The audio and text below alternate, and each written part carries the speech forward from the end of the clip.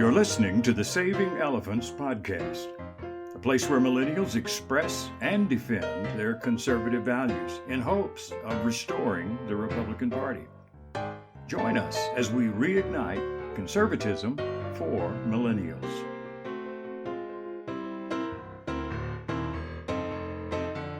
If you would like to know how to be a responsible consumer of the news, how to be able to keep up with what's happening without it bringing you down, and let's be honest, if you're a listener to this podcast, that probably describes you, then this episode is for you. Because in this episode, I am rebroadcasting a recent live panel discussion I had with three incredible guests, all around the topic of how do we consume the news responsibly. Those three guests were Avi Woolf, Shreve, and Blake Fischer. I introduced them a bit more in earnest in our conversation, and of course, I will link to them and the various podcasts you can find them on in the show notes. But all three of these gentlemen have not only been on this podcast and on panel discussions multiple times, but they have invaluable insight into news consumption themselves. But that's not all. After our discussion, stick around for part 2 of this episode where I delve into listener mail. I haven't done this in quite a while, but I've actually had a couple of people reach out to me with similar questions about whether or not conservatism still fits within the Republican Party. So stick around after my panel discussion with Avi, JB, and Blake for my response to those listener mail questions. You're listening to the Saving Elephants Show. Good afternoon, one and all. Welcome to yet another Saving Elephants panel roundtable discussion. We are excited to present all three of the panelists today have been on multiple times before, but not all at the same time. I have with me, of course, familiar faces, JB Shreve from some undisclosed bunker controlled by Walmart in western Arkansas, and Blake Fischer of the Homeless Conservative, who ironically are almost completely equidistant from me. I'm in Tulsa, Blake is in Oklahoma City, JB is the opposite direction, but they're almost just about as close to where I am right now. JB, of course, is host of the aptly named The End of History, or JB Shreve in The End of History, I believe. Yep. And JB, I feel like I always get this wrong. It's a historical look through a Christian biblical worldview. Is that how you describe that? Correct. Okay, great. And Blake, of course, is if the name isn't obvious enough, he is a fellow conservative, fellow traveler who is nevertheless a bit in the wilderness in our current political environment. You can Google The Homeless Conservative, Blake, and you can find his podcast there. Good to have you, Blake. Thanks for having me. Quite the opposite of these two gentlemen. On the other side of the planet is Avi Woolf joining us. I have returned to the States. Now in Michigan. Oh, you're in Michigan. Oh, Yep. Awesome. I did not know this. Okay, so you're only like, what, an hour different than us? Something like, yes. Awesome. Like, when did this happen? We made the decision. We flew back last week. My wife has some good career opportunities, hopefully in New York. Awesome. Well, wonderful. Well, welcome back, I suppose, to the United States. Yes. You'll still be the person I defer to for all things Israeli news, probably for some time to come. No problem. Fair.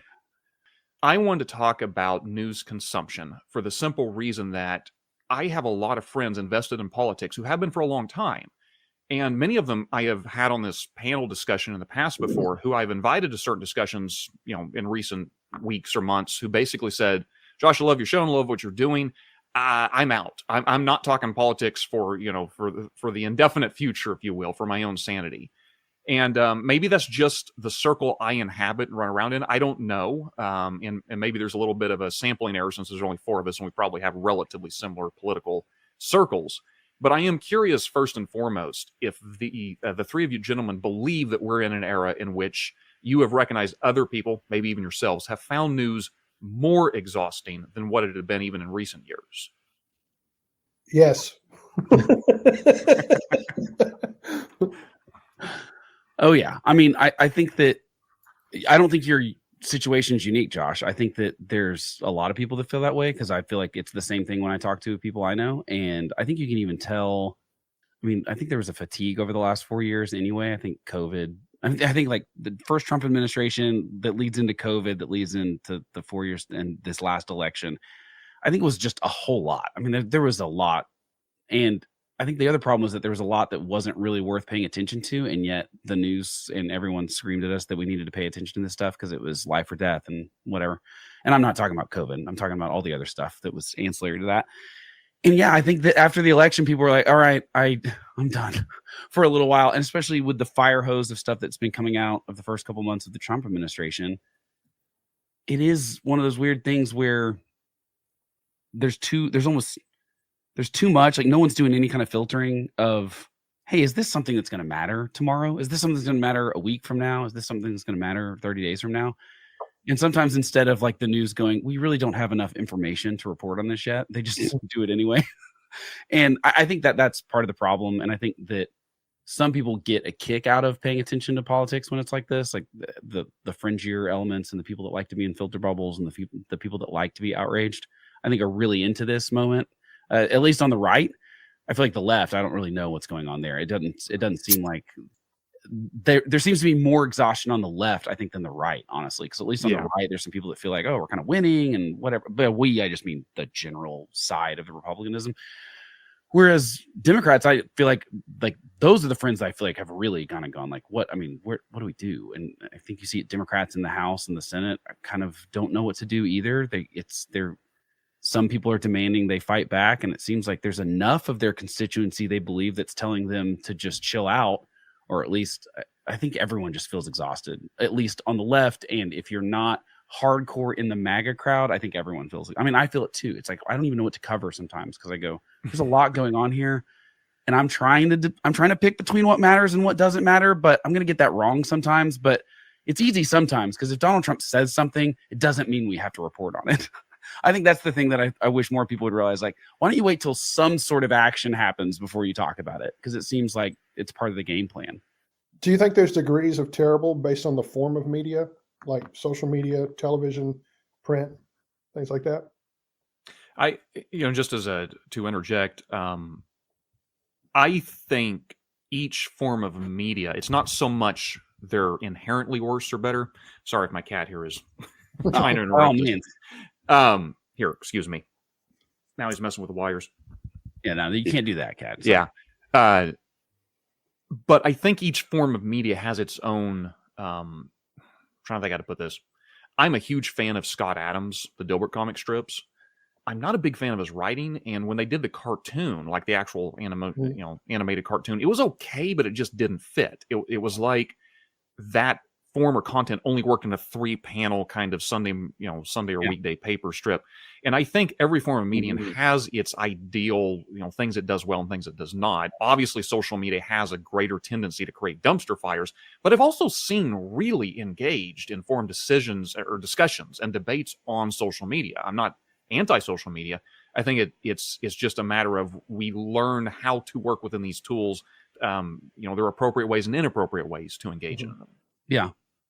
I think that's right. I think that they all have a dark side. I mean, social media's dark side is that everyone's talking to each other asynchronously and without, like, you just say things online that you wouldn't. I know so many people that I follow on social media that I go, you've never said anything like that in real life. Right. Like, I work with you. I know you. And that is not like, that's a different person almost online than it is. And so social media can do that. Like, it can warp personalities. And I think it's done that bring up Tucker Carlson is a great example. It's like, what happened? Is this real? Cause I know he's a smart guy. Does he really believe this stuff now? Is he just hawking it? Like, Candace Owens is similar. Like, she's gone on an anti-Semitic kind of deep end, kind of crazy. Like, and you go, okay, like, I don't know. At some point, I think you start it insincerely as like audience capture. And then I think at some point you start believing, like, it's hard to be cynical. I don't know. There's a weird thing there that happens. I think all of them end up morphing over time if you dive too far into the bad aspects of that thing.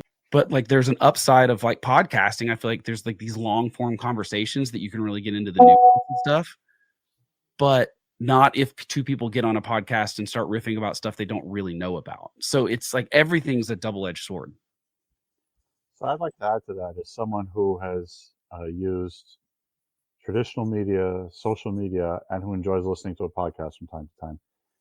Every single form of media has its imperfections and its flaws and also its advantages. The advantage of traditional forms of media, and when traditional forms of media, I don't mean I don't accept the hierarchy of like AP, Reuters, and everybody else. That's how it is in my business. I say they're all on the same level. Maybe we'll get to that another time. But their advantage is that when they do their job, sometimes they do their job, even if accidentally. What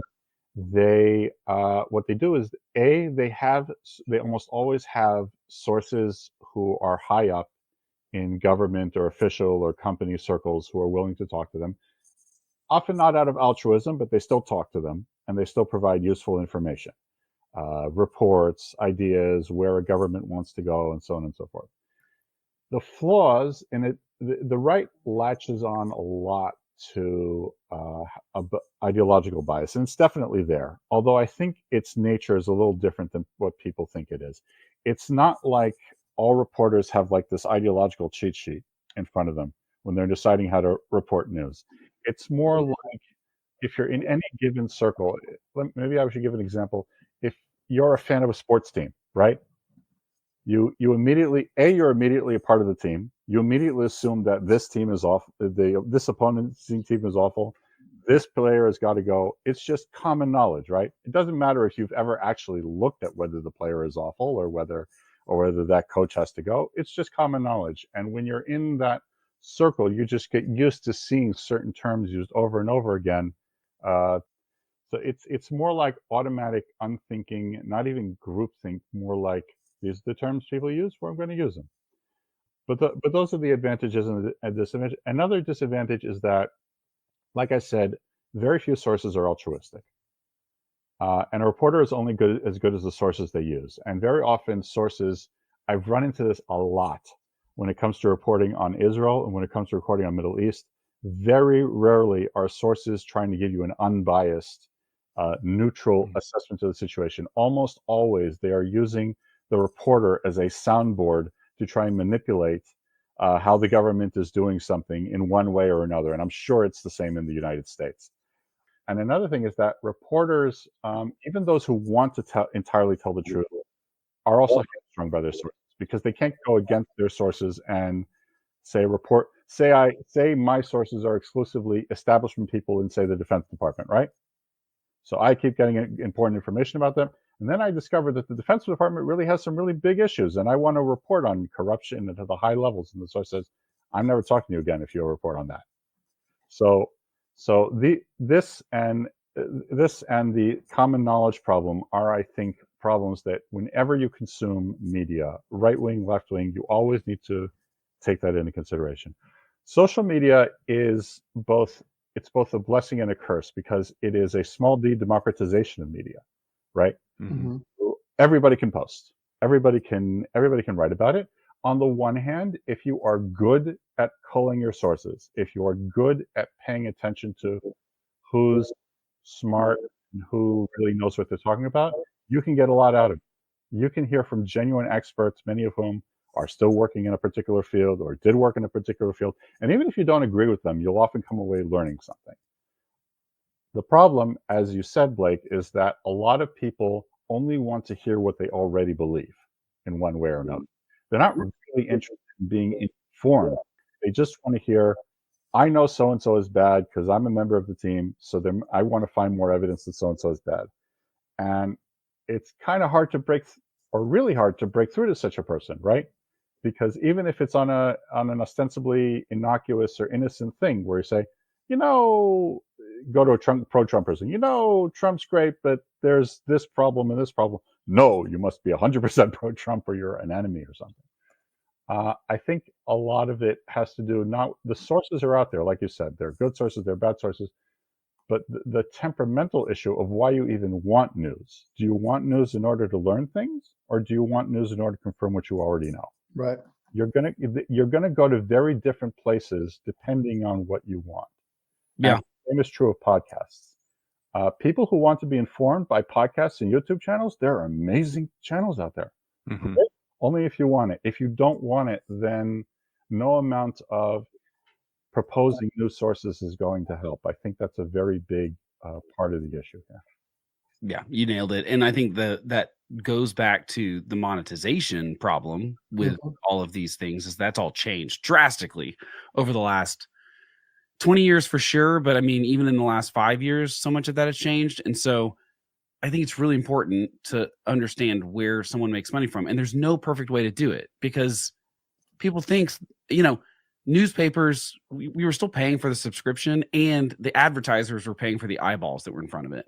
And so there's like in Oklahoma, just for an example, the local news, you will never, ever, ever, ever on the local news see a negative story about a tribe or a casino. And the reason why is because half of their advertising dollars come from those casinos. It'll never happen, because they would be biting the hand that feeds them. And you've got to understand that going into it. Like, you were just like, if you want an honest story about what's going on in the casinos in Oklahoma, you cannot go to the local broadcast. You will never get that story, because they're beholden to it to some degree. That's why by the way, my total worry about sports being ruined in the future is that as we've opened up this betting kind of stuff, like, how is that ever? There's a perverse relationship there. If ESPN has a betting app and the TV station and the anchors, I mean, it's gonna happen more and more and more, that you're gonna see corruption, and it's gonna be bad. And so you have to look at the motivations. And to me, it's very important to do that with YouTube, social media, podcasts, anything. How are they making their money? And if that's user-based, if there's subscription from users, well, they are sort of beholden to their audience, but they've also, it's like they got to keep up their end of the bargain. So there's no perfect way to do it. You can also have Jeff Bezos that owns the Washington Post, and some people think that's great. If you have some sort of billionaire that's willing to lose some money on a thing. Or Elon Musk owning X. Yeah, Elon Musk owning X. The point is, you've got to at least look at it through that lens sometimes to be a little critical about stuff. Because the truth is, it is a business. That's the other truth. It's like, people are trying to make money at this, and trying to figure that out is tough, especially for like MSNBC and Fox and stuff like that. They're going to start seeing a precipitous drop in their viewership because it's so old, and you're going to start seeing that change because they have to pivot. You're seeing it with cable TV. You're seeing it with everything that's even not news right now. It's movies, it's everything. And so as that stuff changes, it's important to keep that in mind, because if someone makes a sudden shift, you feel like, wait a minute, where did this come out of? It's probably for money. Years ago, we made a decision. We didn't realize it was such a big decision in our home at the time. This was in the early 2000s. Netflix is just coming out. We just decided we weren't going to get cable. And at the time, if you didn't have cable where we lived, you didn't really have TV. But there was so much coming in just through commercials and things like that. We had little kids, and it was like, we're going to skip on that just so we can manage the content that's coming into our home. So we did that. And it was a really good decision for us, because I kind of never developed an addiction to 24-hour news as far as television news is concerned. And that was back when Fox was really on the ascent during that time. And then, of course, social media comes along, and I was really into it for a while with social media. And I found, especially with Twitter, I would go in after a while, and it was before Elon took over, but it really amped up afterwards. But I would go into Twitter, and I would never come out thinking, man, that was a good hour of my time. I always came out thinking, I'm more anxious now. I didn't feel good when I went in there. And so I finally just deleted my account on that, just to make myself not go back anymore. But I have maintained since 2008. For me, that was when the polarization really started, from what I saw in the culture that I was living in. And I just decided, I want the people who I'm working with, I don't want them to have any clue who I'm voting for, because everybody's got an opinion, right? And in that, I find that people always assume you voted for their guy, and so they'll talk pretty liberally and openly. But in that, I did want to stay informed. And so most of my news intake is through reading.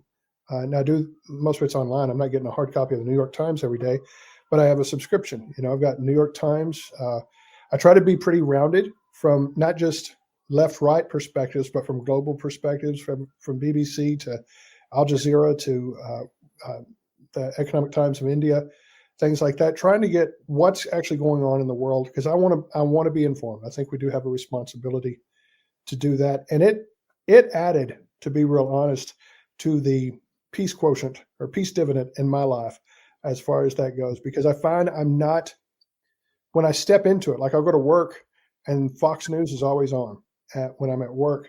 And I have a hard time taking my eyes off it. Like I'll be looking at the screen, it's like, are you serious? They're really saying that?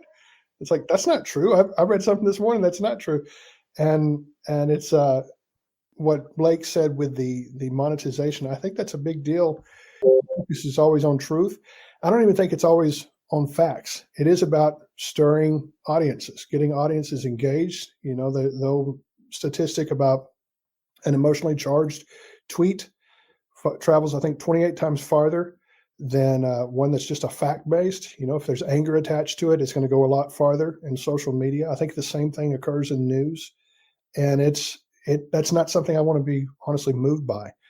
I'd rather have some facts on my side. I think there's good facts out there, but I think from a monetary position, most of the media outlets have to include that consideration because they've got to stir up some level of polarization. And I think the media is just as polarized now as, say, Trump is on the right. The left side of the media, like the New York Times, they're pushing buttons just as hard as they can to generate audience. And Hillary Clinton wrote an editorial.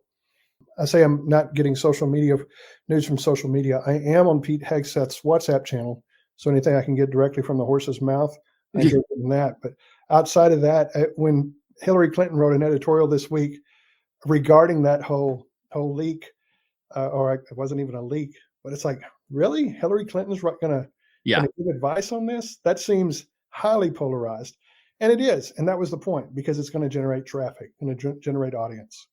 Yeah, and one point I'll make about that I've said this week 100 times, and I say often when there's a big story like this, is I don't want to hear it if you weren't calling out your side for doing the same thing several years ago. And I think that's one thing that you have to be if you really want to be informed. And you're right. People have different motivations for wanting to pay attention to this stuff. I feel like the primary thing should be that you want to be informed. I mean, it should be. It isn't always, though. But if you want to be informed, you have to pay attention to people, whether that's TV or podcast or whatever, or writing. I agree. I think writing's the best because I think it's just the natural slowdown that has to happen to write long form stuff makes you less likely to miss stuff, I think, than getting on Twitter or hopping on social media really quick. But if you are only paying attention and they've never said anything bad about the guy you like, then that's not a reliable source for information, in my opinion, because none of these politicians are perfect. Neither party is perfect. No one is. I mean, my opinion of all of government is that we should be skeptical of people in power across the board. And I think the media's job is supposed to be to question them no matter what. And that just got lost along the way at some point, and they stopped doing it if that person was on their side. And that's happening on the right. It didn't used to. I feel like Fox News actually in the 90s was like, they lived up a little bit more to that fair and balanced thing, in the sense that they were going, we're coming up from the right, but no one else is. And so we're going to tell you things and they were telling things that other New York Times and the other places just weren't talking about because it was inconvenient to their narrative. And you can do that without lying, by the way. You can just not talk about something. You can omit something and not lie about it. But if by leaving out details, it's like lying. After the election, I was, it's like, this is the fact that Trump finally got the majority of the vote and things like that. There was a lot of hoopla over the Project 25 at that time. Mm-hmm. And I was convinced this thing's, this is evil, all this stuff, just based on what I was reading. And it's like, I'm going to read this thing and I'm going to do a podcast series on it for my audience. And so I went, printed it up, and I just started reading through it. And as I'm reading it, it's like, this isn't so bad. This is conservatism. This is 90% of this I can go right along with. What's the problem here? And I realized, now I don't like the way a lot of it's implemented, but I realized this isn't just having a different perspective is not the same as being evil, is not. And I realized I'd been duped a bit from what I had been reading, because from a liberal perspective, it is extreme. But from the conservative perspective, the last 8 years before Trump, or even parts under Biden, that was pretty extreme. And it's like, that doesn't mean that it's true. And some of these things, just because it's not your perspective, doesn't mean that it's necessarily evil or even wrong. It's a different perspective, and we got to be able to have the maturity to approach it from that position. That is relatively common, I think, for those of us who are on the, broadly speaking, I'll call it Trump skeptical side of conservatism, is that, at least for me, it has opened a lot of doors where I have had deeper conversations with friends on the left. And it is kind of interesting that on occasion they misunderstand, because we both agree on this thing. Oh, Yeah. I just assumed you would also agree. It was like, well, no, I'm still a conservative. And granted, there's some people that have left conservatism, and providing they've done that, come by those views honestly. I understand that. Haven't embraced a more left of center due to changes in recent years. But I did want to ask. This is not a, and this is not a completely. This is not just my observation. I've seen others make this too. That with the exception of social media, I do take seriously the preacher and Ecclesiastes. There is nothing new under the sun. A lot of the things we're talking about, arguing about, it turns out we've always been talking or arguing about. And I'm curious if what part of what we might be witnessing in terms of news consumption and output isn't so much odd and bizarre, but rather we grew up in the odd and bizarre era when news was far more nationalized and was necessarily catered in such a way that it had to be, you had to remove the fringes because you couldn't afford to alienate your audience because it was the entire country we were talking to. I don't mean it was perfect. I mean, I think I think the reason we have what we have today is because of the overgrowth of sort of the media establishment's unified voice on something that often left the conservative voices out. It's something that Jonah Goldberg, the podcaster, says very often. New forms of media are almost always successfully used at first by conservatives and pornographers, because those are the two groups that are not allowed in, the existing media. So you got your blog, the internet, the podcast community, social radio media. Back in the 90s. Radio, yes. What started it in the 90s, yeah. Perfect example. That's not where most of media is, and so these newcomers, that's what they do well at. And so I guess I'm just kind of curious because, if you go back to like the founding era, it's not as if the people in Boston had immediate access to what Philadelphia or the Deep South was thinking through their newspapers. Eventually the information could kind of focus through. But I'm wondering, are we actually in normal times? This is sort of how things always are, and we just came out of the abnormal time. Historically, I think yes. I think that if you look at the history of the American press prior to mid 20th century, most of the press was partisan or yellow, and they could be incredibly vicious about each other's sides, and people consumed them all over the country, whether in small towns or cities or anything in between. And they often came up with things which were, if not outright fabrications, then something close to. I think part of the problem, and I think a big part of the problem, at least how I feel, why people on the right are so angry with establishment media, or I guess I call them legacy media institutions of the 20th century, is that they promise not to be that. They promise to be fair. Yeah. They promise to be, if not entirely neutral and objective, then at least as close as reasonably possible. And somewhere along the line, certainly in the last 20 years, and probably before, people started noticing, no, they're basically pretending to be fair and objective while being just as blatantly partisan as the worst podcaster or the worst newspaper person. They're just more talented at it. They work harder at it, at hiding the bias, but it's there. Yeah, absolutely. They're much better at it. And it's also a chicken and egg question, because in the mid 20th century, you had what might be called a very broad consensus on a lot of issues. Most people agreed that certain core parts of the New Deal need to stay. Most people agreed that you should fight communism. Most people agreed, I don't know if I would call it religious conservatism, but I guess a culturally conservative outlook on life, the importance of family, the importance of staying in school and staying not getting in trouble with the law, things like that. And even if you had 1960s counterculture, that was still a counterculture. The main culture said, go the straight and narrow path. I had a lot of fun reading Mark Moyar's second volume of Vietnam, where he talks about, we know all about the draft dodgers, but he tries to tell the story of all those people who actually went and served in Vietnam, and they sound very much in that vein. But I think that we can debate about when the starting point happened. I think that the end of the Cold War was a very big turning point. For sure. Consensus just started to fall apart. And people more and more, it's a slow process, it did not happen overnight, just started realizing that they don't need unity. that they can fight, in a very divisive form. You'll notice how, for instance, my favorite example is from 1952 to 1992, most of the presidential elections were landslides or close to, showing a sign of very strong national consensus on core issues. Right?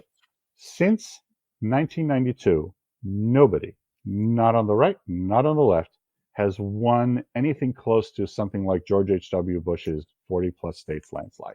Mm-hmm. I think that is the easiest example to use to just show how we're back in a state of flux. We're back in what was before the mid-century consensus, when everybody was virulently disagreeing about what America is, what America stands for.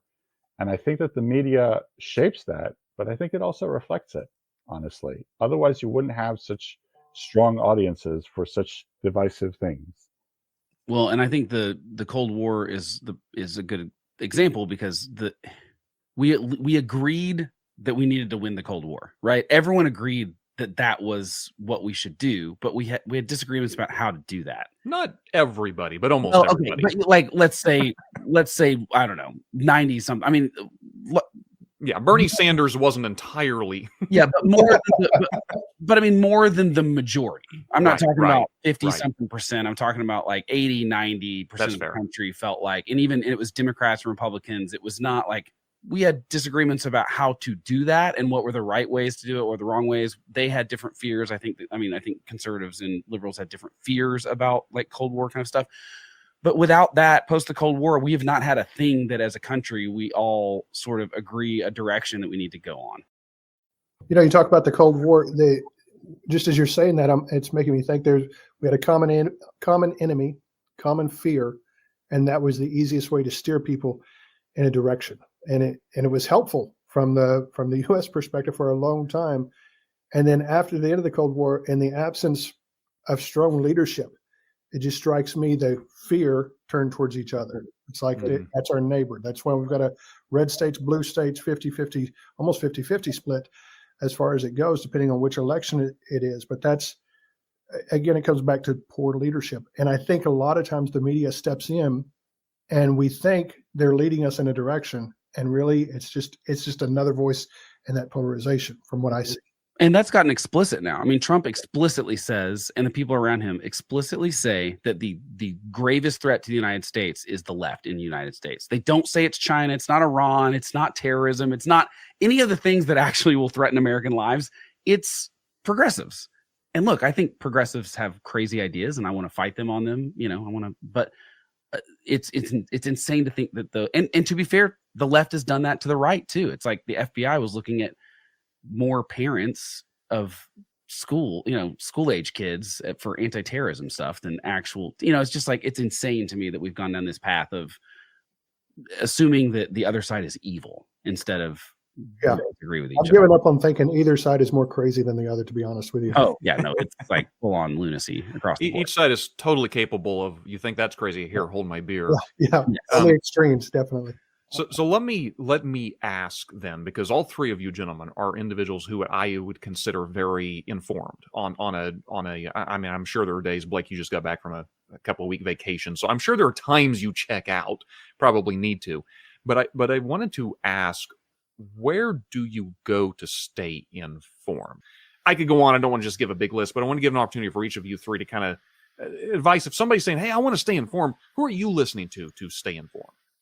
Saving Elephants podcast, all the time, every time. Plug. Well, so I mean, I've got too many things. I would never suggest people read all the stuff that I read, because the same thing. It's like, I'm trying to do this for a living, so it's a little different intake that I need to do. But I do like writing better, and I also just don't trust people that don't link out to 100 times in that article. I hate it when people cite stuff and then don't give us any kind of inkling where they got that information from. I just think that on the internet, that should be ubiquitous. If you're writing an article on New York Times, it's ridiculous that you can rattle off some sort of statistic and not link to the thing that you got the statistic from. And so I don't trust it when people send me articles all the time, specifically to the right of me. When I say to the right of me, I mean they're more MAGA than I am, trying to prove me wrong. And I'll open it up and I'll be like, I'll just write them back. I'm not reading this. There's not a single hyperlink in this 7-minute read. So I don't believe it. I don't trust it. Like, I think you have to show your work nowadays. I think it's an extra step, and I don't trust people that don't. And that might be harsh. I just feel like it's so easy to do. And I've also just found that I've found writers I like, and then I stick with them no matter where they go, because I don't feel like the gatekeeping that used to happen a little bit more is happening as much now at organization levels. And in an organization like New York Times or Fox News or anyone can change wholly if you got rid of the entire staff, and then it's like basketball teams. It's like the Jerry Seinfeld thing. We're rooting for laundry. It's like none of these people were, and it's kind of like that sometimes if you just pay attention to a news like New York Times or something, because the staff you like could leave, the people, new people could come in at a place that you don't like before. But so I kind of follow around writers I like, but that's probably not super helpful to people. So a lot of times when people ask me who I pay attention to, I give them a list of names and then I go. So if you see them, they're going to be a guest on CNN, watch it. If, I think these people are good, smart, honest people. And I think that other key that I mentioned earlier, like, they need to say something that you disagree with sometimes. I think that's another thing, is that if you find yourself agreeing with someone all the time, probably means they are catering their content to fit a narrative that you like and keep you in the audience. And that's on us too, though, that we need to not bail the second someone says something we disagree with and threaten them with their livelihood because we don't like one of their opinions. So it's like, you need both sides. You need the consumers need to be good of media, and so do the people that are creating it. So I'm much more from the hard news world, at least for the past year and a half, God help me. I'm not a big fan of recommending any particular source. In my experience, different outlets, and like I said, I consider them roughly on a same plane, assuming that they all act professionally. So if someone were to ask me, how do I stay informed? My answer would be less read these outlets. My answer would be follow the following guidelines whenever you want to be informed, so that you do not automatically find yourself into a doom loop of going way too left or way too right or becoming way too suspicious. Rule number one, whenever you see any news item, your first response should be maybe. Maybe it's true, okay? Because you don't know the source. Sometimes the event has just happened. I have run into many, many, many cases where there was a report of something, and 5 minutes later or an hour later, it turned out it was not right, or it was inaccurate, or something like that. So always have a maybe attitude to news items, okay? If it turns out to be true, fine. Rant and rave about it, be angry about it, but let it percolate for at least 24 to 48 hours, and then do what you want. That's number one. Number two, like you said, it is very important that news outlets cite their source. Now, again, like I said, there's no such thing as an impeccable source, so don't think that just because there's a source that's perfect. But it is important. I should add something here, and it's not something that's commonly known, that unfortunately news outlets are very, very dependent on search engines for revenue, especially Google. And from what I understand, and these are standing instructions that I have received, that any link out we get penalized in the search engine. So it's not always because someone wants to not show their work. Although there are plenty of lazy people, I'm sure there are. But in many cases, they simply don't do that because, for whatever reason, the gods of Silicon Valley have decided that if you put links outside your site. And by the way, I've run into this. People complain about Elon, but it's true in Facebook. I've tried to put links to my podcast on LinkedIn. They won't let me do it. So it's lots of for whatever reason, people have decided that the interconnected part of the internet is just not a good thing, which I think is very silly. But it's worth taking down the consideration. So consider the source. And also, when it comes to mistrust, don't be too trusting and don't be too mistrusting. Because I find, and I'm sure all of you have seen, that when people arrive at a position of I don't trust anybody, they become gullible to follow anybody who claims they also don't trust anybody. It is far better to work hard, and there's no easy way to do this. It comes from a lifetime of just learning who roughly to trust, who roughly not to trust. I have a 3 strikes rule. Some people might have a different approach. But what you need to do is, through experience, decide who, based on the amount of stories I have learned from each of these outlets, who do I generally trust to try and tell the truth. And those are roughly the 3 rules I would give any news consumer, no matter where they are on the political spectrum. And they have served me well as a news editor, and I hope that they serve other people. You know what else? I mean, like, I think those all apply, by the way, to stuff that's not news. I mean, like, so the whole like Make America Healthy Again stuff is insane that people are believing. Like, someone on social media will just tell them something about something they eat that has absolutely no basis in scientific fact whatsoever.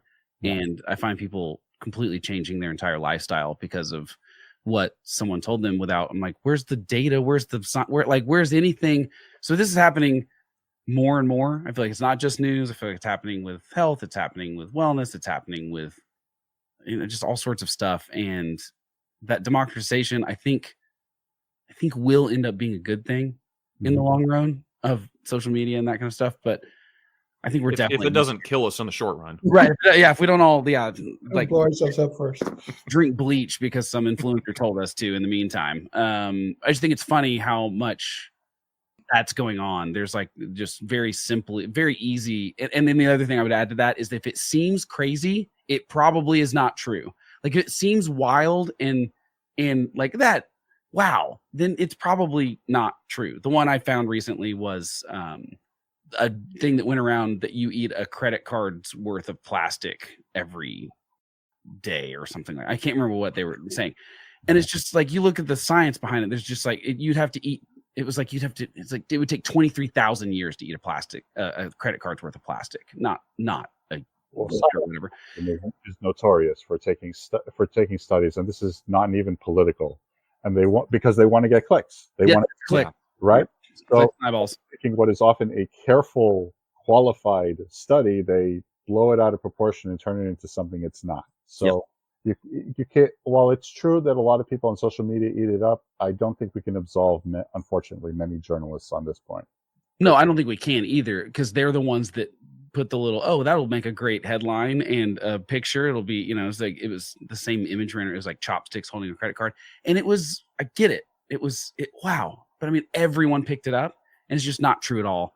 And now the whole country thinks that that's true. And that happens all the time with information. I mean, or especially, you mentioned in the moment. I mean, remember the Boston Marathon bombing? And I mean, they put someone else's face on television and said it was the suspect, and it was not. They had it wrong. I mean, it was like, so this is, especially in the heat of the moment. Yeah, you got to step back and go like, this might be true, but so JB, what from you, JB? What recommendations or guidelines would you say? I'm open to just about any news sources, but if they start demonizing the other side, that's kind of a turnoff for me. So that's usually, if they do it more, once or twice, I get it. But if it's consistent, then I'm just going to turn it off. I was listening to one the other day, a podcast, and they just were really snarky, and I thought it was NPR, and they were really snarky towards the way they were reacting, responding, speaking about Trump supporters. And I'm not a Trump supporter at all. I'm very much not a Trump supporter. But the way they were talking, it was just really rude. I guess that seems like a pathetic way of saying it, but they were just really rude about it. And then I realized this is from the makers of Pod Save America. It's like, oh, weird. This isn't what I thought. They told me 2016 was going to be the last election we had. I remember that. So I mean, why did we? Yeah. And so if they're demonizing the other side, if they're making the other side, if the overriding focus seems to be to make the other guys look stupid, it's like, I don't really want to be a part of that. I've got my go-tos as far as credibility goes, because they've built up a reputation for credibility. The Economist, New York Times, right now the Washington Post. You mentioned Bezos owning that. I'm hoping that doesn't get too wonky. And so those are kind of my go-tos. But I'll pull from a lot of different sources and people. When there's a major global event going on, like say when the war in Syria, when that was happening, there was specific people on Twitter that I would follow because I read something that I liked, and it's like this lady here really knows what she's talking about, and she's plugged in. The same thing with people, folks in Ukraine, and I'll follow them specifically on that issue for a while. And that's kind of the way I go. But I don't want to be turning against people. Well, and JB, that's a good point on. There's no excuse for not being able to find an expert in the thing you're looking into right now. There's just no excuse for it. They've got a blog, they've got a Twitter account, they're guests frequently on things like that. Right. I am very much into hearing from, like, I love Andy McCarthy at National Review because he was a prosecutor at the Southern District of New York for a long time. So like he knows the Department of Justice in and out. So that's the person I'm going to anytime there's anything dealing with the Department of Justice, because he knows the nuance, he knows how the statutes, he knows how courts have tended to interpret stuff. And like, you need that level of wonkiness when we get into the weeds of these kind of things. And it would be really stupid for me to think that some reporter that just interviewed Andy McCarthy is going to write a better thing than Andy McCarthy is going to do. And you can find that across the board. I like Tom Nichols at The Atlantic for Russia kind of stuff because he's been a Russia expert. I mean, that's what he went to college, during the Cold War and stuff.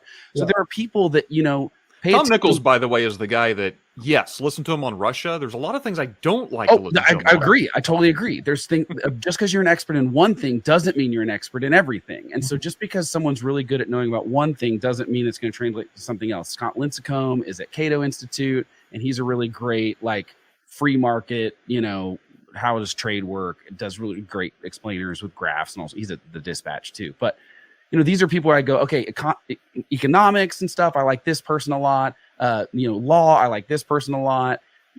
I found that I kind of have some people in sort of niches of expertise, and maybe that's not something that the average person can do but like I said, it's a good idea to start paying attention to someone that you can lock onto for foreign policy or something. And if it's producing anxiety in me, I want to pause. Like I did, getting off of Twitter. It's like, yeah, I did the same thing. Am I getting positive results from this application in my life? I get there's crazy dark stuff happening in the world today, and I want to be able to moderate my intake of that. And so if I'm being sucked in, I want to back away. And I want to ask that question. Yes, Avi, you got something? I think it's perfectly okay for people to tune out. I think the last 8 years has shown us that increased mass engagement of everybody in the country does not necessarily lead to more civic or civil or informed discourse. If you feel that it's ruining your life or ruining your relationship with your family, I remain horrified by people who say they're going to cut off contact with their relatives or their friends, or they're going to divorce over Donald Trump or something. Like, are you insane? Right. Going to be gone in 4 years. What do you're not getting that time back. Yeah, that's that. I agree. It's absolutely okay to tune out and say, you know what? There are plenty of other people who can do the job to remain informed. I'm going to work on what I can do with my family, my friends, my work, or whatever hobbies it is. I think it is an entirely legitimate decision, just as it is a decision for people who want to be informed. And Avi, I appreciate that's actually where I was wanting to go in a sense, because I have long said, I support anybody who wants to take a break from social media, not necessarily for political reasons, but obviously for political reasons. I think when you tune out is going to have to be an individual decision, because we all have our own triggers, if you will, and I think we all have our own thresholds. I can consume a lot more news, and maybe maybe I'm deceiving myself. I hope not. I can consume a lot more than most of my peers can, and it doesn't seem to bother me the same way it does others. But I do have a limit. And Blake, I know I think it's the tagline of your podcast, Political Junkie, so that you don't, and I love the necessarily have to be. Yeah. You're trying to, hey, you've dived into all this, so you're gonna reduce it for the listener so that they don't have to spend their entire day studying this stuff. And I think it is important. Now, that means we do have an obligation to recognize, okay, at what point do I tune out? At what point is this harming me in some? Because I think the reverse can also be true, and I want to be a little careful how I express this, but JB, this is similar to what you said earlier. We have a responsibility to be informed citizens. We do have some responsibility to stay engaged at some level, but I think there's a balance there. I think we're fallible creatures that have to be very cautious that we don't go too far on either side of that. Yeah, it's really hard to balance though, because, and for me, it's not so much the amount of stuff, it's the it's the tone of it. I'm with JB. I had to leave Twitter because I was angry every time I got on it. And I was like, well, I don't want to be like this. And I was also finding myself just completely not wanting to. I was finding myself wanting to cut people off because of the way they were on Twitter, but not because of the way they were in real life. And so I was just like, it's not worth any of that because I'm not getting enough good out of it. It's like weighing the two, it's like I'm willing to put up with some discomfort or there is bad news and stuff. And it makes me sad or maybe anxious isn't the right word, but there are really bad things happening that I think we need to solve. And I think we need to talk about. And I think they're not fun, but sometimes that's kind of our responsibility. But I think the medium is more detrimental to those kind of like anxiety inducing or fear inducing or outrage inducing, because they're generally trying to do so.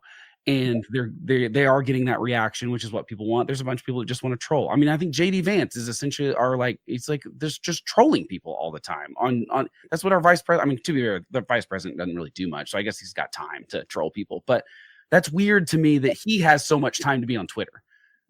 That's strange to me because I feel like he should, or Donald Trump on Truth. I mean, yeah, it is. It's kind of, it's weird, but, I don't know how to, yeah, that's a personal thing. And for some people, like my wife is just, that threshold for her is a lot shorter than mine is. And she finds herself just deleting all the apps more often than I do.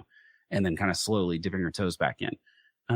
So yeah, you've got to be able to measure that yourself. And you're right. You can just check out entirely if you want to. That's your right. I mean, we don't have compulsive voting. You don't have to vote in 4 years. It won't be the last election, despite, people are going to tell you in 2028 that that's going to be the most important election of your life too. It's not true. It never is. They're all just elections. It's just a job interview / job, job review. It's a review and interview at the same time. That's all an election really is. I think you also have to be on your guard against the word I would use is pride, because it builds those rigid positions. It builds that intolerance for the other side, those other sides' perspectives. I had a kind of a situation with the tariff issues. All this is coming up, and I'm watching all these guys in all of my training, all of my academic studies in college and things like that. It shows tariffs don't work. Like, not in the modern economy. They don't work like that. Not in a globally connected economy. It fails. It's going to do all sorts of untold damage. And I'm looking at this, and there's these smart guys getting behind it. Not guys that I agree with necessarily, but like people whose business it is to make money. People whose business it is to make the economy work. And it's like, well, am I missing something?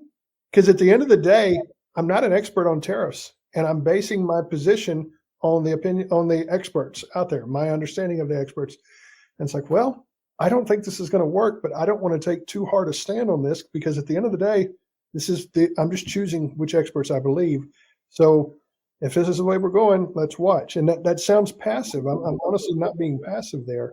I'm trying to engage from a mature, developed perspective and not let this bring harm on me and my home.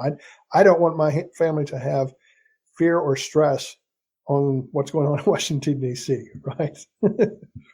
Yeah, JB, as I say often, that I think in an era that we're in, and maybe it's always been this way, but in this era, it seems in particular, a person has to have two thoughts in mind to maintain integrity in their views. One being, it is good to have discernment and be able to look at certain people and say, that is wrong, that is not right.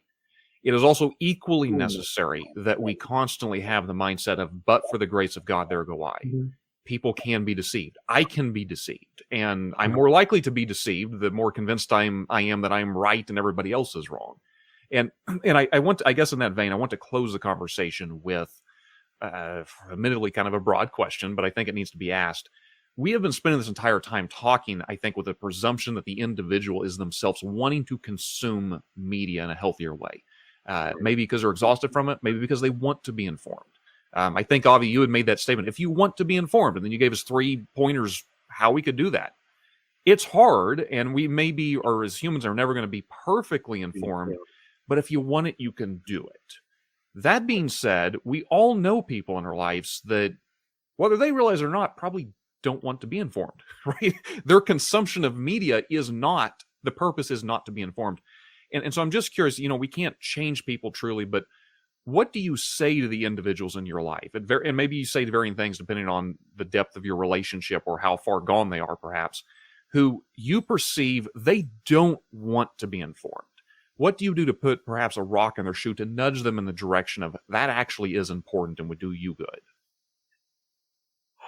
That is a tough question. That is a very tough question, and I wish I had some easy solution. Often what I do is I explain how the disaster they think is going to happen is not necessarily a disaster, that these things have been before. Like Blake said, there have been elections before, there have been elections afterward, there have been crises before, there have been crises afterwards, there have been scandals before, there will be scandals afterward. Mhm. There's no need to let your blood pressure spike like that over every single bad piece of news that happens. Just maybe not take it in stride, but take it as, this is part of life. The other thing I guess I would try and encourage people to do is what I said about tuning out. A lot of people today, and probably always have, but especially today, have turned politics into what I would call a combination personality religion. It is something which is absolutely vital to their sense of who they are, and they cannot conceive of the idea that it is simply politics. People negotiating over how best to govern the country in ways that usually don't affect you personally anyway. And I think that a healthier way to do that is not to say you should be informed or you should be balanced, because it's not going to work. You're basically saying you should try and compromise or threaten who your sense of self is. A better approach would be to try and nudge such people into seeking out alternative ways of telling themselves who they are. Alternative things that aren't politics, in which they can delve into and be enthusiastic about and be hyper vigilant about, but in a way that doesn't consume their life. I think that is, it's, if you will, if politics is a drug, you need to offer maybe a healthier form of drug, at least as a first step, rather than try and quote unquote reason with them and say, well, there's this way to be balanced, because they're not interested in the facts. They're No. interested in their sense of self. And that's where you need to direct many of these people. Some of it might succeed, some of it not succeed, but helping them reduce the importance of politics in their lives. That's how you get them to change. Well, to me, there's a huge difference between people that don't want to be informed and want to check out, and the people that are pretending to be informed while only narrowly focusing who they're paying attention to. Yeah. And those are the people that really bother me. The people that claim that they're the ones informed, but you're the fool for how could you, we're the fools for paying attention to these other people that are evil liars and stuff like that. And to me, the perfect example of that is that flat earthers exist. Only right now could as many people as are smart and educated and by all means should not believe that the earth is flat, but they believe everything that they see that tells them the earth is flat. They believe it without questioning it. Any evidence to the contrary, they write off as fake, or it's a hoax, or it's a conspiracy, or whatever. And we are doing that that's just the most extreme example where I go, it just makes my brain hurt how stupid you'd have to be to actually think that and I don't care. I realize that's not nice to say. If you believe the earth is flat, I think you're an idiot. But you're willingly being an idiot because you are not looking but we're doing that with politics, and we're doing that with everything, where we're basically tuning out anything that doesn't fit our narrative, because you're right, it's our identity. Politics has replaced religion for a lot of people, and Donald Trump is their new Jesus, and it's gross to me as a Christian. I hate it. I think it's the Christian nationalism stuff makes my blood boil, because it's nothing Christ-like about it at all. But I've just determined there is no reasoning with that group of people, and you shouldn't try. There's no, I'm just not going to have that conversation with someone, because I'm just going to go, this is going to go nowhere. I'm not going to convince you to abandon your identity as a flat earther or whatever it is, MAGA or far left progressive, or pick any of the people where they've replaced as religion. I'm a junkie, but politics is by no means the most important things in my life. It's just not. I can turn that knob off when I leave work and go hang out with my family. I don't know how to solve the problem for the people that pretend they're informed and just are in that super bubble. But for the people that actually just want to check out, I think I'm with you, Josh and Avi. That's totally reasonable to me. And I think that I would hope that media and people will get better at not making that so bad, but I don't see the exit ramp for it. I don't know how we get better at that, but I hope it happens. But I don't know what the answer to it yet is. I think one of the benefits that I'm grateful for in my life, as far as not being sucked into the polarization, is I feel like I can go, like I don't call myself a Republican anymore. I don't call myself a Democrat. I'm fine with going either which way. It will produce effective results. If it will produce more justice in society, if it'll produce more equality, if it'll produce more dignity for people, I'm all for these things. Those are some core values that I have. And so, a lot of times it kind of fluctuates on the spectrum as far as politics go. But when I look out there and I see the polarization, I work with a guy who sits behind me who is a Christian nationalist. I'm not sure that he would identify with that, if he would acknowledge that, but he's definitely Christian nationalist. I work with another guy who is a very liberal, very leftist position. And neither one of them want to listen to anything that I have to say, to be real honest with you, on politics. And not that I'm going around preaching, talking about it all that much, but they fit that mold of what you're describing, Josh, where they already know the truth. We don't need the facts. We already know the truth, and so they're going forward with that. And I had to kind of step back and look, because I find myself, I would get frustrated with either one of them on different points. And when you look at this, I think this media conversation is significant, because I do believe the media, along with politics, it's partnering a double-headed snake where it's provoking so many people. And at the end of the day, those people, they feel like something important to them is being attacked. Something about their identity is being attacked. And so ultimately, I feel that I've felt an emphasis to have more compassion in my life. And with compassion, I mean, I try to look beyond their politics and look to the heart of that person, because ultimately I think that's what they're wanting, is someone to see who they really are, value who they really are. They think Trump's doing it on one side. They think AOC or whoever's doing it on the other side. And I don't think any of the politicians are doing it, to be honest with you. No. I think that system is set up to fail as far as all that goes. But I can communicate compassion. I can communicate respect for those people. And getting the politics almost provides like a blur, a haze over the screen of seeing that individual. And so I try to, I hear what they say and go beyond that. And then, how's your kids doing? How's your family doing? And ask more questions about the quality of their life, and appreciate who they are, because both of the guys that I'm talking about from work, they're good guys. They're good fathers, they're good husbands. They want to do right in their home. They're not coming from a bad motive position. And so that priority of compassion, I think, sticks out pretty loud right now. I remember I thought George W. Bush was the worst president in the history of America by 2006. And then at the 2024 inauguration, it's like, man, I miss Bush. Yeah. But that's funny how that goes. Yeah, compassionate conservatism, his thing. It's like, that was something I really appreciated. I really valued back then, because that speaks something to my value system. And so it can't just be when my guys are in power. If it's real, I've got to embrace that, in season, out of season, as far as all that goes. So I try to maintain a posture of compassionate conservatism. You're listening to the Saving Elephants Show. As I teased out in the introduction to this episode, I have some listener mail to respond to. Listener mail comes from two different sources, both longtime friends of the podcast, Dennis Sanders and Calvin Moore, who ask similar but not exactly identical questions. Dennis Sanders is the host of the Church and Main podcast, a religion and public affairs show, looking at where religion intersects with 21st century public life, with a focus on the story of mainline Protestantism. I was actually on Dennis's show several years ago when it went by a different name, but I will link to it in the show notes if you're interested in checking that out, and I would highly recommend you do so.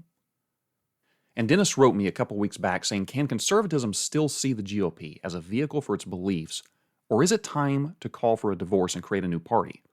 I think that the current GOP is too compromised by Trump and his allies. Even people who used to be good, like Marco Rubio, have drunk the Kool-Aid. There are good people like the folks of the Reagan caucus who want to run good candidates in 2026, but I don't see them at this point finding those strong candidates to combat the MAGA people in the primaries. I have been frustrated with anti-Trump conservatives because we haven't organized. We've reacted to Trump, but have not said what we are for. And how do we speak to the times we are in?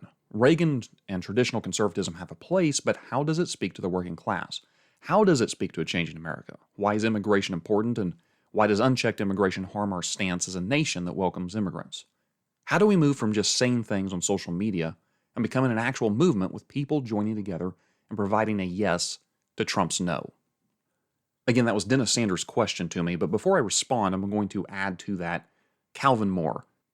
Longtime listeners will know the name Calvin Moore. He's been on many panel discussions before. He and I have been on many podcasts together in the past, and he is launching a new podcast that is set to launch the very day this episode drops, April the 15th. I'll link to the official website where you can check it out, but I don't know if he yet has a working title. He has a 1599 Pennsylvania Avenue podcast, launching April the 15th, hashtag also ran 2025. I do know what the show is about. It's a very intriguing idea. He's going to follow those individuals who ran for president but were never elected. Those who offered an alternative vision of which direction to take the country and spoke to some needs out there, or else they wouldn't have been selected by their parties, but ultimately never crossed the finish line. And I have heard some samples from Calvin's podcast, and I must say they're very intriguing. They sound very NPR-esque, if you will, about the way he does interviews with historians talking about what America would have been like, or what was in the mindset of the average American at the time of these individuals who ultimately never won, but could have an alternative history. So I would definitely recommend checking that out. I will link to it in the show notes also. But Calvin writes, so I do have to ask you at this juncture, is Republicanism dead? You keep talking to conservatives on your show and talking about their ideals and ideas, but does the party that espouses those ideals exist in any meaningful manner at this point, or do the ideas being discussed lend themselves to what we're currently seeing anyhow? For instance, 10 out of the 11 last recessions have been under Republican presidents, seeing a massive transfer of wealth in the process. That's based on policy, not a culture war issue. Do these ideas work when you factor in the human condition? Dennis and Calvin write very good questions, and I will answer them individually. I would like to say right up front that their questions are both related but have a stark difference embedded in them. Dennis is coming at this from the perspective of, as a fellow traveler on the right, and knowing Dennis like I do, I don't think we agree on all manners within conservatism, but we do both have a, loosely speaking, Trump-skeptical, anti-Trump, yet center-right conservative mindset. And so I think he is asking the question from the perspective of, as a fellow conservative, do we jettison the Republican Party, and what do we do to offer a compelling alternative to Trumpism? Whereas I think Calvin is asking something even deeper, which is, not only might the Republican Party not be the natural home of conservatism, but is it possible that the Republican Party writ large, conservatism, the entire right project, that is the broader political movement of the American right, has it run out of steam? Are its ideas dead? Has it demonstrated itself to be false and incapable of working in the real world? Well, first to Dennis's question. He asks, is the GOP still a viable vehicle for conservatism? Is it time to go a new route, find a third party? And I must admit, I don't know totality the answer here. I don't know what the future holds. I don't know at what point you cross that actual line and say, this party is no longer viable for my idea of what good governance is, for my political philosophy, and it's also just too far gone in terms of its lack of character and courage. I would agree with Dennis's assertion that the current GOP is too compromised by Trump and his allies. It has, in a lot of ways, become a cult of personality. And I can certainly understand an individual who would say, look, this clearly is not the place to try to grow any sort of responsible, conservative, traditional candidates to govern the country. I have long maintained it is much easier to reform one of our two existing parties than to create a third party. And I do think, unfortunately, if there's anything else the last 8+ years has demonstrated, it's that attempts at going a third way have also not borne fruit. Whether it's the Lincoln Project or the Forward Party, or the failure of the insurgent campaigns from Ron DeSantis to someone who's a little bit more in my ideological sphere, Nikki Haley, say, ultimately they've all proven fruitless. That doesn't mean that they will go on to continue to be fruitless. But I do share Dennis's concerns that the Reagan caucus, even though I agree with much of what the Reagan caucus espouses as their values and ideas, are probably not real likely to float a viable candidate anytime soon. So the situation from a conservative perspective within the Republican Party is, I will be frank, very dire. It is unlikely in the short term we're going to make any progress. Look, let me offer reasons to also doubt that what we're seeing on the right is necessarily as permanent or as long-term as what it appears at the moment. In the 2024 Republican National Convention, much was made about the fact that the party was unified, that they had all rallied behind Donald Trump. And this certainly cannot be denied. He did spectacularly well as a candidate in the primary, in spite of the fact he didn't show up to any of the debates. He nonetheless trounced his opposition. But that unity, I think, is actually rather hollow, because it comes on top of 8 years of doing everything possible to chase out of the party anyone who has the least bit of disagreement with the direction of MAGA America. To the point that even though you would be hard-pressed to find elected officials who are willing to stand up against Trump, there are still constant cries for driving out the rhinos, for engaging in witch hunts, trying to find individuals who might possess some secret desire to go a different direction. They must be rooted out. This is not how unity in a party actually works if you want to sustain it for a long period of time. And it is what I think has been for generations the strength of the broader conservative movement, that its unity came by the fact that there was such disagreement within the movement. Constant arguments, even today, and certainly from the beginnings of its history, as I've traced over and over and over in this podcast, lots of disagreements. Now, there may have been some unifying issues, and there may have been some manners where ultimately some of these disagreements were able to be worked through or reconciled. But this provided conservatism a far more durable sense of unity, not complete lockstep agreement, but the ability to countenance disagreement, the ability to disagree well, the ability to evolve and change, rather than an ironclad understanding of unity that fractures at the first real test. And I think some of the evidence of this is in the very nature of how we see some of the loudest voices in MAGA world react to individuals who claim to be on the right, such as myself, but don't necessarily share all of their thoughts or ideas. There's a simultaneous insistence that they're winning, that they're triumphant, that they're moving forward, but also some of the most thin-skinned individuals I have ever countenanced or witnessed in the public square. I think Trumpism or MAGAism or this cult of personality is a mile wide and an inch deep. A movement with actual depth and clarity, a movement with actual convictions that go beyond just identity politics, can countenance disagreement. In fact, it welcomes disagreement because it truly believes that what its aims are best for the people at large, and it welcomes them to argue with their ideas. A movement that is brittle, that's going to fall apart at the first sign of difficulty, cannot countenance disagreement. They must chase away everyone who disagrees with them. The movement itself is so wrapped into Donald Trump that I think it's very reasonable to ask, well, what happens when Donald Trump is no longer president? Is there a central figure everyone within the movement can unify behind? And while I don't at all deny that the movement has brought into the Republican Party ideas and ideologies and personalities and politicians that I think are detrimental to good government and to conservative principles, and we will be dealing with for many years to come. All of that has always existed. It's just never had the foothold it currently does in the Republican Party. I am playing the long game, and when I say that, I have admitted on the show a time or two, it is conceivably possible I will be dead before the Republican Party can truly be a home for conservative ideas again. I hope not. I hope it would take place in the next election. I just don't think that's very likely.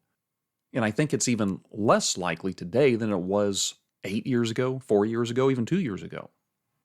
But I do think it's also important to keep in mind that this coalition, this unity Donald Trump has, is built on not only the very shaky ground of chasing out everyone else on the right, but also the extremely shaky ground of trying to promise the American people things that a political party literally cannot deliver. Of trying to claim we can have our cake and eat it too, that we can be respected around the world while we behave in a disrespectful manner. That we can lower the price of eggs while we raise the cost of imports. That we can expect decent and responsible government that works for the American people, that is led by individuals who themselves are not decent, are not responsible, and have time and time again proven to only work for their own selfish interests. That ultimately character doesn't count. That the moral fiber of our leaders doesn't have an actual lasting impact. Now, I will be the first to admit the consequences of leaders who are immoral may take a while to truly come to fruition. It may be a bit before we see the true consequences. And I could not predict if that's a day from now, a year from now, a decade from now. I don't know. But if conservatism has taught me anything, is that you can't short-circuit the human machine. You can't just govern by clever policy ideas.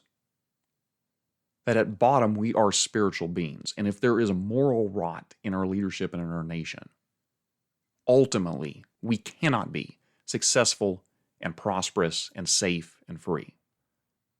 And so to me it remains an unanswered question when this great nationalist populist cult to personality experiment comes crashing down, and it will eventually. What then? Will these cowardly Republican members of the House and Senate continue to stand by their man when it actually is going to cost them their seats?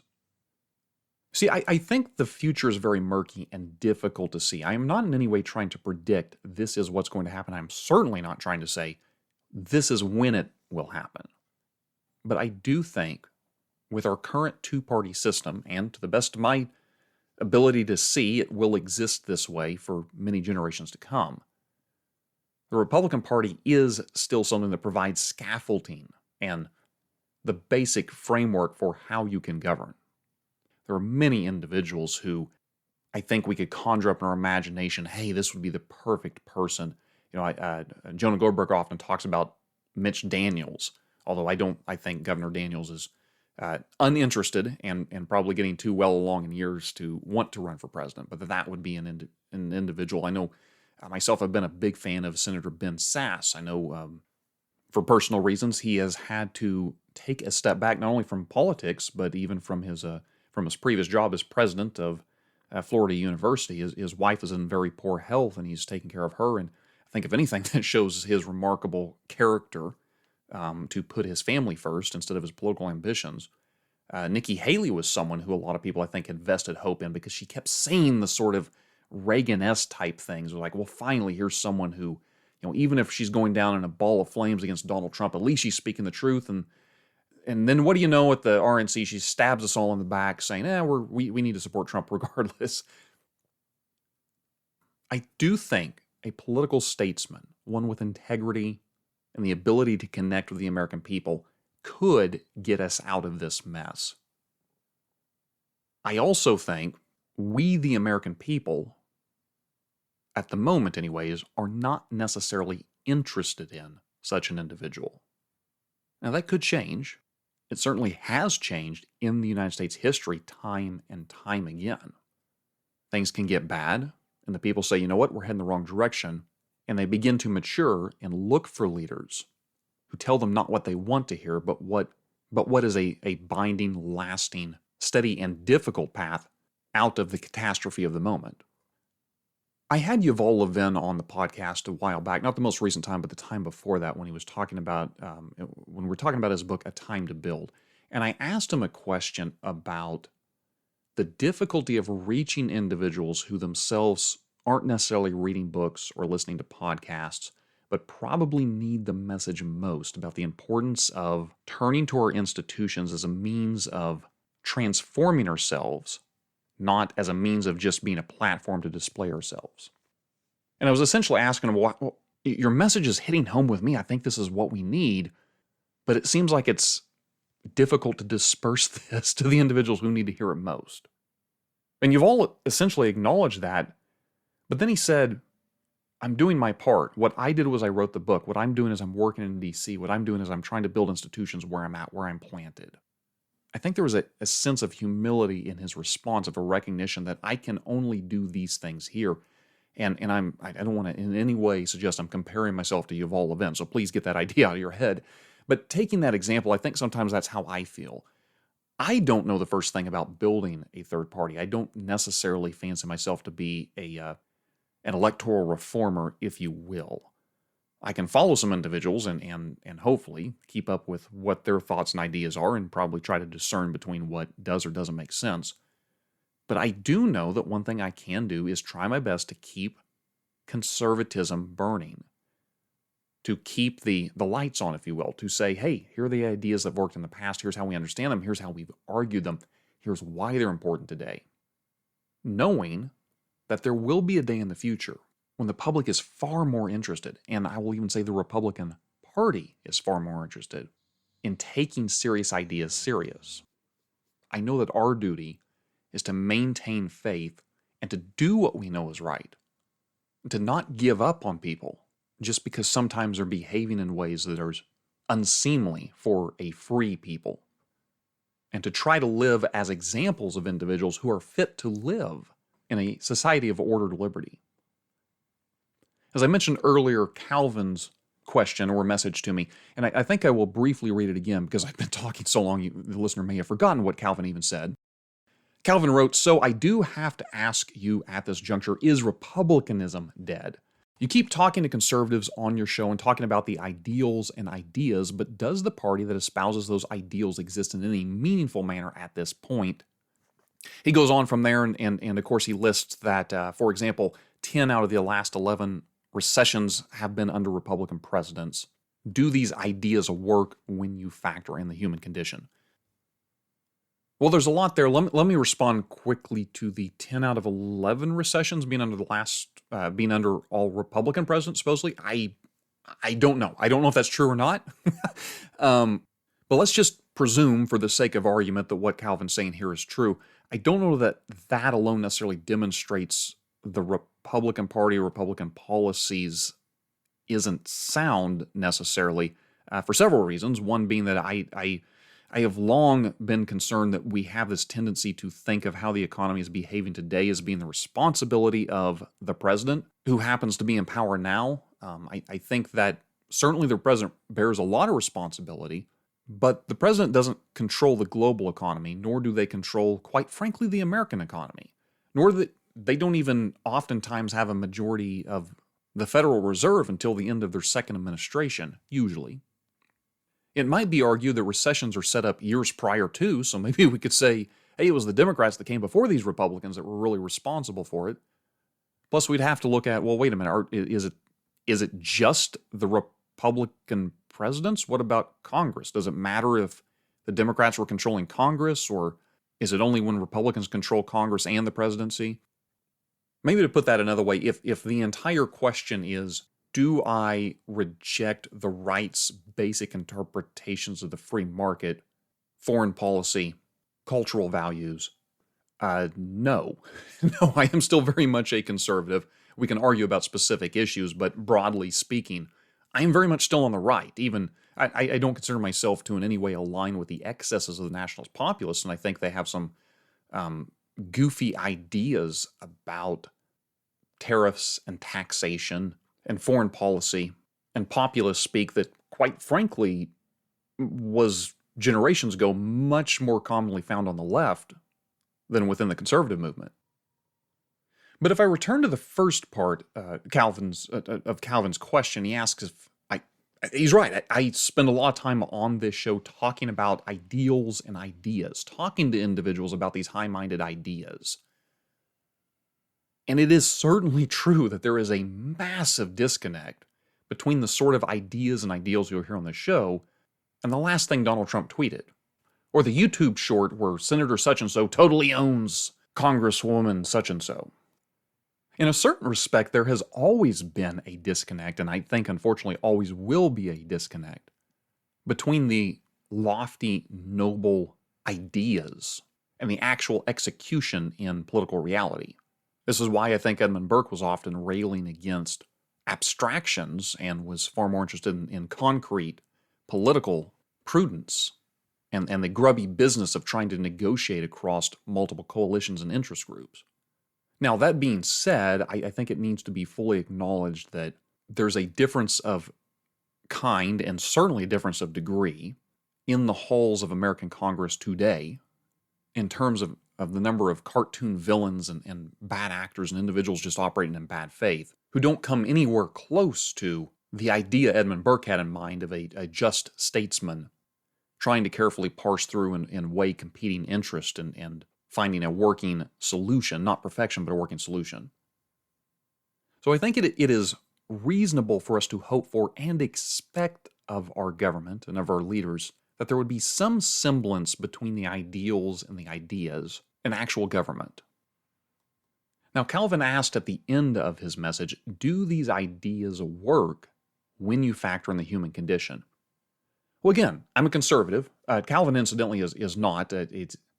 He's done me the honor of being the token progressive on a number of my ventures and panel discussions, and I've been the token conservative on some of his shows. So we're good friends. We don't see eye to eye politically in a lot of ways. But when you ask this question, does it work when you factor in the human condition? I would say as a conservative, yeah, I wished we would give it a try from time to time. I have not seen anything resembling conservatism on trial for these past 8 years. Now, there has been instances of savvy or good government. I do think that Mitch McConnell and surprisingly Mike Johnson have shown themselves to be fairly apt politicians. I think there certainly have been some wins for the right, if you will, over these past many years. But I don't think we have taken serious the notion of limited government, of reining in entitlement spending, of a robust foreign policy that would keep individuals like Putin in check, and that would allow and encourage individuals to form their own communities and identities and sense of purpose and meaning. You know, I'm reminded of a G.K. Chesterton statement about Christianity, and I'm not in any way trying to conflate conservatism with Christianity, where he said Christianity has not been tried and found wanting. It has been found hard and not tried. And I do believe that. I will leave the listener with this thought. I think the same could be said of conservatism, at least for these past many, many years. Conservatism has not been tried and found wanting. It has been found hard and not tried. Thanks for listening to the Saving Elephants podcast. Be sure and subscribe for future episodes. Do you have a topic or question about conservatism, millennials, the Republican Party, or anything else that you'd like us to cover in a future podcast? We would love to hear from you. Email us at savingelefantsblog@gmail.com. That is savingelefantsblog@gmail.com. You can find us on Facebook, Twitter, and catch our weekly Friday blog posts at savingelefantsblog.com. That is savingelefantsblog.com. Join us next time as we reignite conservatism for millennials.